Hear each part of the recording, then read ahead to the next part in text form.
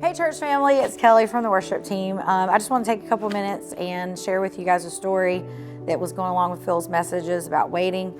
In November, I was let go from my job after 18 years. It was totally sudden.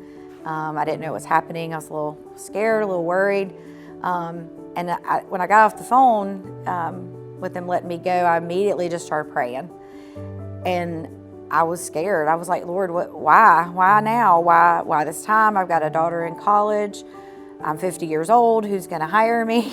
And I just started praying. And I sat there and cried with the Lord for a while. And immediately I felt a peace that was weird. And I remember sharing with lots of friends, I feel at peace. And it's a weird sort of peace. And I just knew that God had me. And I knew that this was God's way of doing things, and that I just needed to go with it. So I went ahead and started, looking for a job, but I knew there was going to be a waiting period. It was the holidays. Nobody's going to be hiring during the holidays. So I just asked God, I said, help me, give me opportunities to serve other people. So I signed up, did a lot of serving other people. I called friends that I hadn't talked to in a long time, tried to catch up with them. Finished a lot of projects around the house, and I think more than anything, I really tried to spend that time trying to grow in my walk with the Lord and trying to spend more time with Him, because it wasn't like I had a job to get up and go to anymore.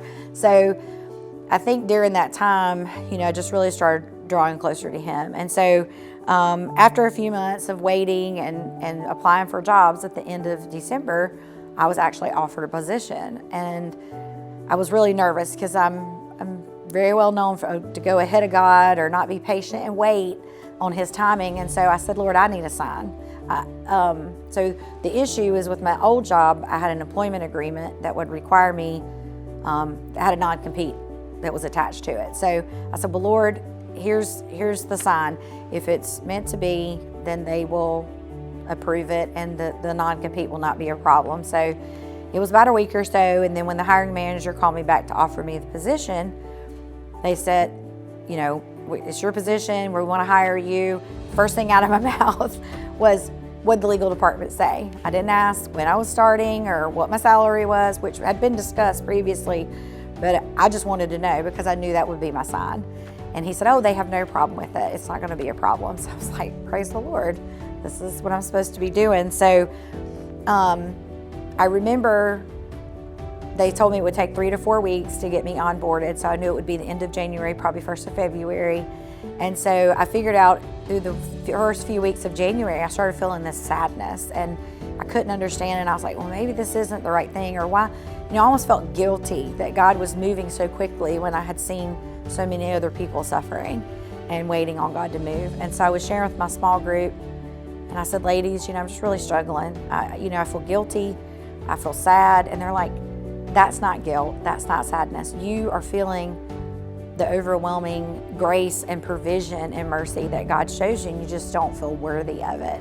And you need, you just need to let it be. And so I was just so grateful, and I was just so thankful that my father had moved so quickly, because he knows I'm really not patient. But I was still feeling a little guilty because I was just like, why does God not always move? Why does He always seem silent sometimes when we're waiting and waiting? And so I came across a verse in Psalm during one of my quiet times, and it says, those who know your name will put their trust in you, for you, Lord, have not abandoned those who seek you.